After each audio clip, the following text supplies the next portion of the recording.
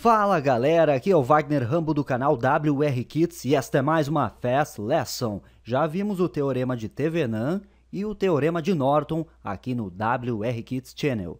Agora vamos ver como funciona o teorema da superposição. O teorema da superposição é mais um recurso para análise de circuitos elétricos. Então o que diz o teorema da superposição? Em uma rede com duas ou mais fontes, a corrente ou a tensão para qualquer elemento do circuito eletrônico é o resultado algébrico dos efeitos produzidos por cada fonte atuando de forma independente. Então, removemos as outras fontes do circuito para que cada uma seja analisada de cada vez. Então, substituindo a fonte de tensão por um curto-circuito, semelhante como já vimos nos outros teoremas. Mas agora é para mais de uma fonte e calculamos o efeito independente de cada uma. Lembrando que o circuito deve ter um comportamento linear e obedecer à lei de Ohm, é claro. Então, as correntes calculadas para cada fonte diferente do circuito podem ser superpostas, daí o termo superposição, ou seja, adicionadas algebricamente. Então, estes mesmos componentes devem ser bilaterais. As correntes devem ter o mesmo valor nas polaridades opostas da fonte de tensão. Vamos fazer este exemplo, então, para que fique bem claro isso. Depois somaremos os efeitos independentes de cada uma das fontes. Neste exemplo aqui temos V1 e V2 e vamos dar um play aqui no Isis para verificar se os cálculos estarão corretos. Olhando para esse circuito, podemos resolvê-lo através do método de análise de malhas. O método de análise de malhas que eu já ensinei em uma videoaula aqui no canal. Mas vou mostrar um outro teorema, então, que é o da superposição, para ver como podemos resolver, então, o mesmo circuito a partir de equações bem simples de serem aplicadas.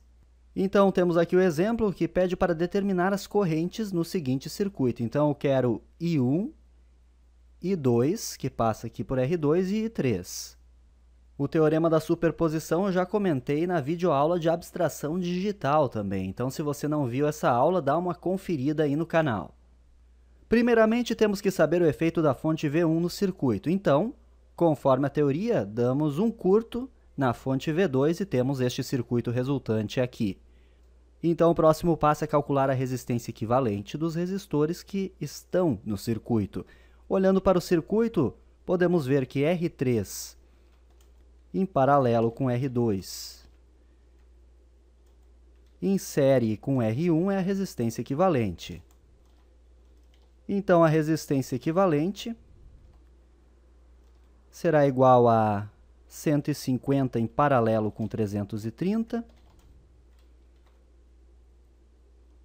em série com 100 ohms. Então, resolvendo isso, 150 em paralelo com 330, 103,125, em série com 100, 203,125 ohms. E temos este circuito aqui, então, formado pela fonte V1 de 30 volts e a resistência equivalente que acabei de calcular de 203,125 ohms. A corrente I1 de V1, que é a corrente que sofre o efeito da fonte V1 nesta malha do circuito, então é calculada simplesmente pela lei de Ohm, V1 dividido por REQ, que é a resistência equivalente, 30 volts dividido por 203,125 ohms. 30 dividido por 203,125, 147,69 miliamperes. Então, acabamos de calcular a corrente que a fonte V1 causa aqui nesta malha do circuito. Precisamos ainda da corrente agora em R3 e em R2. Então, o próximo passo é calcular a I3 de V1, a corrente 3 ocasionada pelo efeito da fonte V1. Vamos utilizar para isso o divisor de corrente. Então, o divisor de corrente, eu tenho aqui um esquema bem simples para entendermos. Nesta imagem aqui, eu tenho esta fonte independente de corrente, que consiste em uma abstração deste circuito formado por V1 pela resistência equivalente. Afinal, eles formam esta fonte de corrente aqui, que já calculamos, 147,69 miliamperes, e os dois resistores que sobraram, que eu quero determinar, então, a corrente que passa neste ramo aqui. Aqui no exemplo eu tenho R1 e R2, mas vamos calcular para R2 e R3 do nosso circuito. Então, cuidado para não confundir. Eu quero a corrente I3 de V1. Então, a corrente I3 de V1 será igual ao R2 dividido por R2 mais R3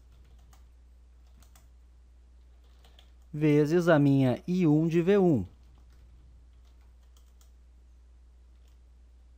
Então, temos R2 de 330 ohms e R3 de 150. 330 dividido por 330 mais 150 vezes 147,69 miliamperes.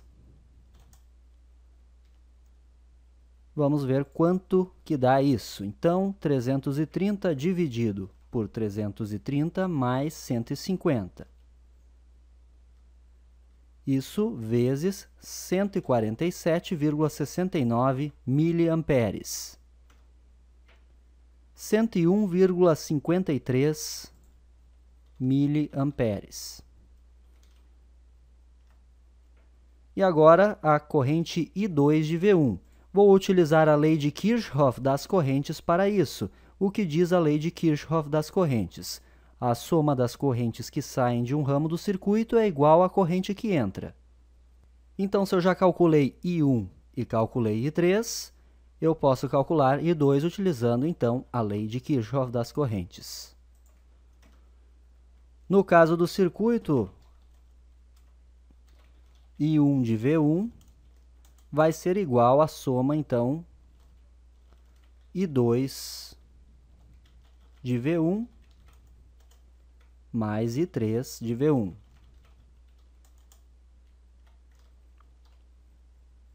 I2 de V1, que eu quero determinar agora, vai ser igual, portanto, a I1 de V1 menos I3 de V1. I1 de V1 é 147,69 miliamperes e o I3 é 101,53 miliamperes. 147,69 menos 101,53, 46,16 miliamperes. Com isso, eu tenho as correntes ocasionadas pelo efeito da fonte V1. O mesmo passo a passo eu vou fazer agora para a fonte V2. O efeito de V2 é calculado colocando-se em curto a fonte V1. Temos o circuito resultante desta imagem aqui. Vamos calcular a resistência equivalente. Olhando para o circuito, a resistência vista por V2 é o paralelo entre R1 e R2 em série com R3. Então, R1 paralelo com R2 em série com R3. Temos 100 ohms paralelo com 330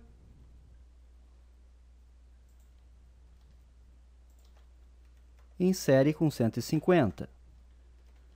Então, a resistência equivalente será igual a 100 em paralelo com 330 mais 150. 226,74 ohms.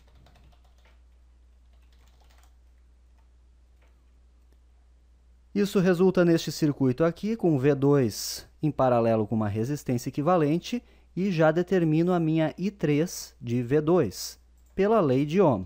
Então, V2 dividido por resistência equivalente calculada. V2 é 45 volts, a resistência equivalente é 226,74 ohms. 45 sobre 226,74, 198,46 miliamperes. Por divisor de corrente, calculamos, então, a corrente 1 da fonte V2. Olhando para o circuito, então, temos a nossa fonte de corrente que foi calculada agora, que é esta fonte de corrente aqui. Tenho o R1 em paralelo com o R2, que no caso do exemplo, cuidado para não confundir, é o R2 em paralelo com o R1.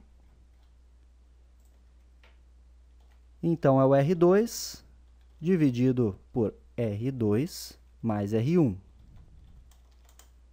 Isso vezes a minha I3 de V2. R2 é 330, R1 é 100. 330 dividido por 430 vezes 198,46 miliamperes. Resolvendo a equação, então, 330 sobre 430 vezes 198,46 miliamperes, 152,30 miliamperes é a nossa corrente I1 de V2. E novamente aplicando então a lei de Kirchhoff das correntes, então a soma das correntes que saem de um ramo é igual à corrente que entra. Então eu tenho I3 neste ramo aqui e eu tenho I1 aqui. E eu quero saber I2. Então, I3 de V2 será a minha I1 de V2 mais I2 de V2.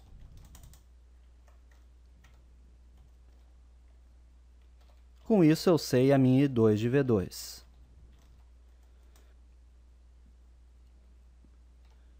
Que será igual a I3 de V2 menos I1 de V2. Barbadinha, né? Então, I3 de V2 calculamos 198,46 miliamperes menos 152,30 também miliamperes para I1. 198,46 menos 152,30, 46,16 miliamperes. Então, uma vez determinadas as correntes de cada fonte de tensão independente do circuito, então o efeito de cada fonte neste circuito aqui, temos este circuito resultante, que é o circuito que queremos calcular, e temos aqui, então, as respectivas correntes, com os seus sentidos de circulação. Então, vejam que coisa interessante. Ao invés de utilizarmos a análise de malhas, que me dariam equações lineares mais complicadas, para resolver a partir de matrizes pelo método de Cramer, ou então com um algoritmo em MATLAB, entre outras técnicas mais complexas, podemos com simples equações resolver o circuito. Então, este é o teorema da superposição. Então, agora é só ver aqui o resultado da soma algébrica das correntes calculadas. Bem fácil. Então, I1 de V2, I1 de V1, aliás, menos I1 de V2, será igual à minha corrente I1 do circuito. A corrente I2 será a soma de I2 de V1 por I2 de V2. Porque a soma, vejam o sentido de circulação da corrente aqui. Estas estão em sentidos opostos e estas no mesmo. Então, eu somo. I3, então, temos o efeito de V2 menos o de V1. E por que o efeito de V2? Primeiro, porque estou na malha da fonte V2. Então, I3 de V2 menos I3 de V1. I3 de V1. Feito isso, é só pegar os valores e fazer esta soma e estas subtrações. I1 de V1, eu calculei, então, por 147,69 mili. Menos I1 de V2. I1 de V2 152,30 mili. E 2 de V1, 46,16 miliamperes, mais I2 de V2, 46,16 miliamperes. Coincidentemente deu o mesmo valor aqui, mas não é uma regra. Foi só coincidência mesmo. I3 de V2 está aqui, 198,46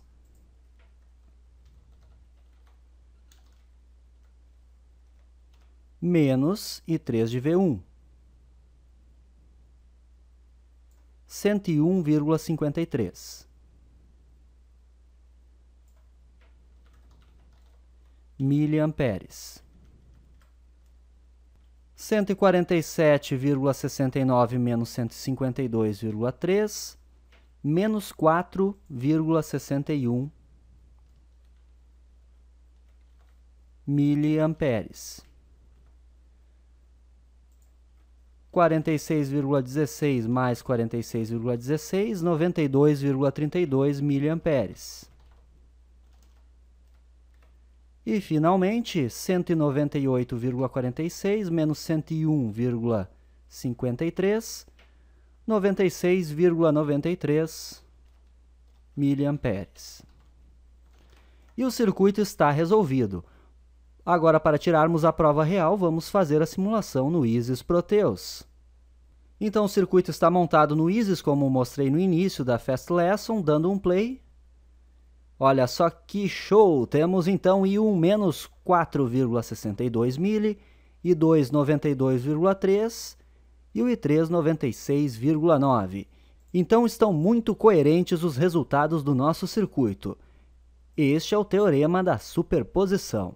Então, essa foi mais uma Fast Lesson. Isso é engenharia, o uso intencional da ciência. Se ainda restaram dúvidas, deixe aquele Save Our Souls. Agora clique em gostei, compartilhe com todo mundo este vídeo, confira o nosso site, confira a página do Facebook também, curta lá a nossa página facebook.com/wrkits.